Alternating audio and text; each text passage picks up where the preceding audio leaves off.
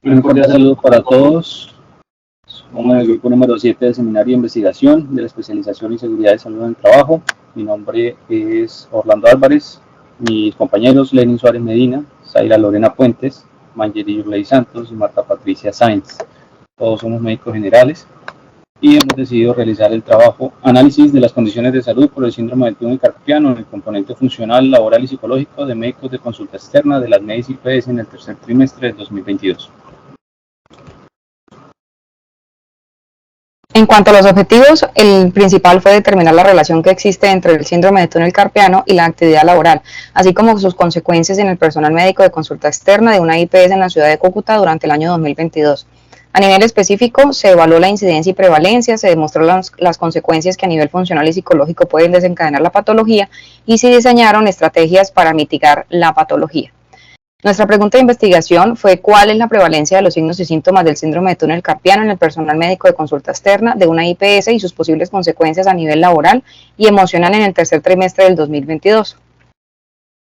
A nivel histórico, durante el esclavismo, el trabajo no tenía cuidado en relación a la salud de los trabajadores porque trabajaban para sobrevivir y mientras se tuviera luz solar. El ritmo de trabajo era dependiente de los requerimientos biológicos y ahora con la industrialización, como fue mencionado en Ginebra durante la 9ª reunión de medicina de trabajo, se favorece la producción, perdiendo tiempo de ocio y en la fecha recuperado por los sindicatos. En el año 1987 y cada 5 años, la Unión Europea realiza encuestas sobre condiciones de trabajo donde se han incluido aspectos como las amenazas de violencia, conductas de acoso, ritmo, sueldos, horarios y conflictos extralaborales. En Inglaterra, en julio de 1949, durante la Segunda Guerra Mundial, nace la ergonomía como una disciplina y en 1961 nace la Asociación Ergonómica Internacional con 30 países como miembros.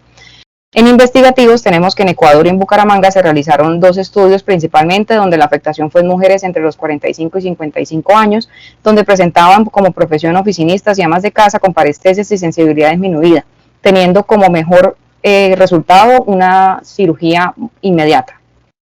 En cuanto a las bases teóricas, tenemos los trastornos musculoesqueléticos, los cuales son considerados un grupo de perturbaciones en la salud que generan implicaciones a nivel social, emocional y laboral que desencadenan daños en la calidad de vida y en el rendimiento y la productividad laboral. Tienen un origen multicausal, en su mayoría tienen una estrecha relación con el trabajo realizado por la persona,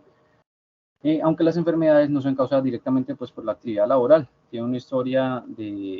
natural de meses, años de evolución que pueden influir en la salud física, pero también en la salud mental del trabajador y de ahí desencadenar patologías que afectarán aún más la productividad laboral y su relación con la sociedad. Las consecuencias de la sobrecarga muscular en las actividades laborales dependen del grado de la carga física que experimenta el trabajador, de la masa muscular que interviene, del tipo de las contracciones,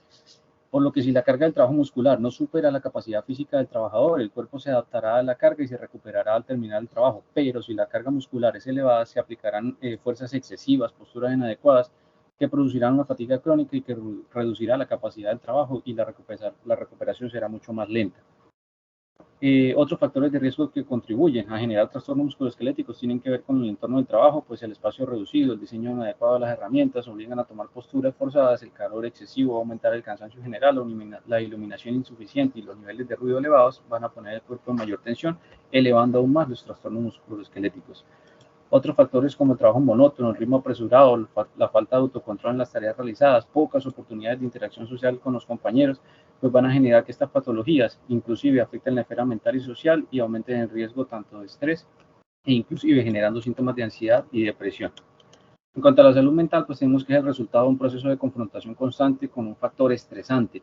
Podemos encontrar 3 modelos, de los cuales el modelo más básico es el de Karasek y Theorel. El modelo de Ware es un poco más avanzado y evalúa 9 dimensiones que influyen en la salud mental. Y el modelo de Lin y Karajan, que es el que más se atañe a nuestro estudio y es el cual, mediante análisis estructural, evaluó la relación entre los factores psicosociales del trabajo y las molestias musculoesqueléticas en los miembros superiores. Esto nos lleva a concluir que los precursores de mala salud mental, en general de carácter psicosocial, tienen una estrecha relación con el contenido de las condiciones laborales y van a terminar generando trastornos musculoesqueléticos. En cuanto a las extremidades superiores, tenemos que la contracción de los músculos del antebrazo y de la mano van a tirar de los extremos de sus respectivos tendones que pasan a través del centro de la muñeca, es decir, del túnel carpiano, y van a mantener, si no se mantiene una posición anatómica de los tendones que se permanezcan rectos, se van a presionar estas estructuras contra los huesos, los ligamentos y los nervios que están situados en este túnel del carpo, generando hiperplasia sinovial, proliferación del tejido conjuntivo y van a terminar generando una lesión del nervio mediano y finalmente el síndrome del túnel carpiano. En cuanto a la metodología de investigación, nosotros utilizamos una IPS de la ciudad de Cúcuta que presta servicio de consulta externa, la ADMEDIS IPS. El tipo de estudio que utilizamos pertinente para este proyecto de investigación, este trabajo de investigación, es observacional descriptivo. La población y muestra, pues son médicos de consulta pertenecientes a esta IPS de consulta externa. Tuvimos en cuenta unos criterios de inclusión y criterios de exclusión. Los de inclusión, que sea personal de nómina de la IPS, médicos de consulta externa y personal que acceda a la investigación. De exclusión son personas que ya fueron diagnosticadas con un síndrome del túnel del carpo, que no sean médicos y que no trabajen en consulta externa. Tuvimos en cuenta unas variables dependientes e independientes. Entre las independientes tenemos en cuenta los datos básicos: edad, género, cargo desempeñado, tiempo del cargo desempeñado, jornada de trabajo, antecedentes médicos, frecuencia del uso del computador y si realizaban pausas activas o no. Dentro de las variables dependientes tenemos la prueba de Tinel, la prueba de Fallen, si hay o no entumecimiento, debilidad de la mano, el tiempo de evolución de los síntomas y algunos síntomas asociados como depresión, ansiedad y miedo. Realizamos unos instrumentos que tuvimos en cuenta, criterios de inclusión y exclusión, los cuestionarios como el cuestionario de Boston, el cual nos permite hacer un screen del dolor, de las molestias, de la pérdida de sensibilidad, del hormigueo, de la funcionabilidad de la mano y de la muñeca de estos pacientes. Tuvimos en cuenta también la batería psicosocial, donde nos permitía tener un concepto un poco más amplio de los riesgos intra y extralaborales que pudiera presentar el trabajador, en este caso los que pertenecían al estudio, datos de consentimiento informado, donde la persona que iba a pertenecer al estudio nos daba el aval para poder realizarlo, y utilizamos el programa de Excel para poder examinar los datos y analizarlos.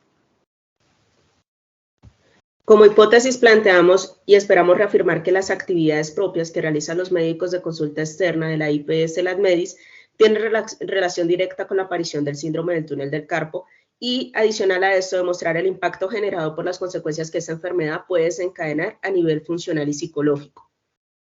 Dentro de nuestro análisis de resultados, de los 53 médicos que laboran en la IPS, 47 cumplieron con los criterios de inclusión, de los cuales 29 fueron hombres y 18 mujeres. El grupo de edad que mayor porcentaje presentó es de 20 a 30 años con un 43%, y por último y lo más importante era demostrar la exposición de horas en relación a los síntomas y signos del síndrome del túnel del carpo, con 8 horas para los profesionales con un 49%.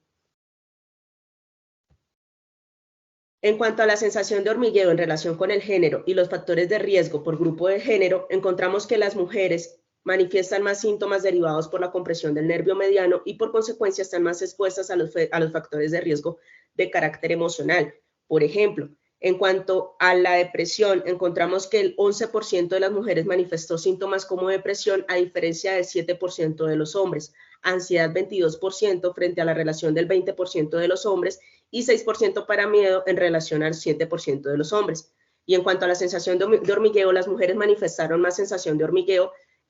con un 28% para síntomas leves frente a los hombres con un 17% y para síntomas moderados 6% en relación a los hombres con el 0%.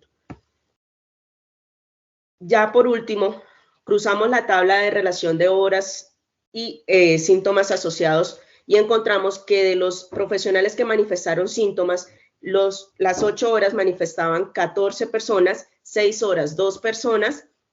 lo que nos lleva a concluir nuestra hipótesis que el síndrome del túnel del carpo se encuentra directamente relacionado con la exposición a tiempos prolongados y el uso del computador. Adicional a esto, encontramos que una mujer moderados, por lo cual nuestras recomendaciones son realizar pausas activas enfocadas al puesto de trabajo,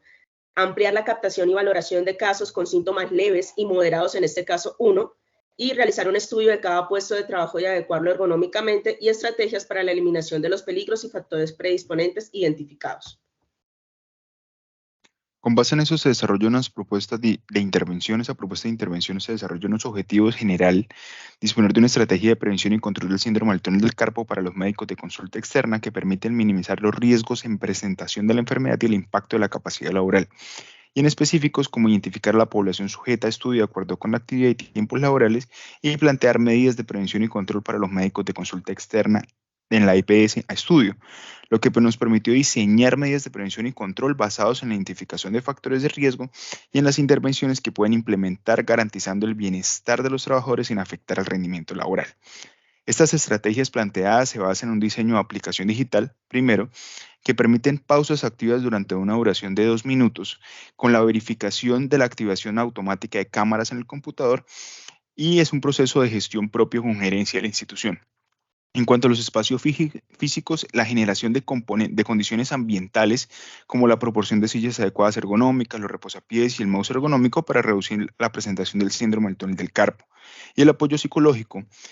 en un aspecto emocional de los síntomas que al padecer las personas con esta enfermedad generan alteraciones emocionales, que es lo que se busca evitar,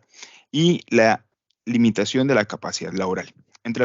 Y finalmente las capacitaciones basadas en realizar a través del apoyo del sistema de seguridad del trabajo, la ARL de las enfermedades y los accidentes laborales de medidas de prevención. Como conclusiones y recomendaciones, siendo una problemática a nivel mundial que aqueja a gran parte de los empleados de una empresa o organización, que genera un deterioro emocional y físico de su diagnóstico, síntomas, tratamientos y recuperación, busca disminuir las consecuencias que se pueden afectar a su familia y como calidad de persona, la calidad de vida de las personas que lo padecen,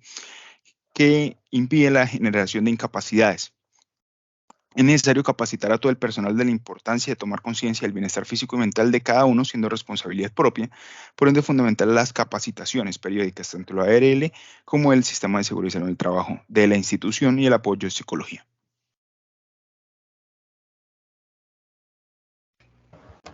Muchas gracias.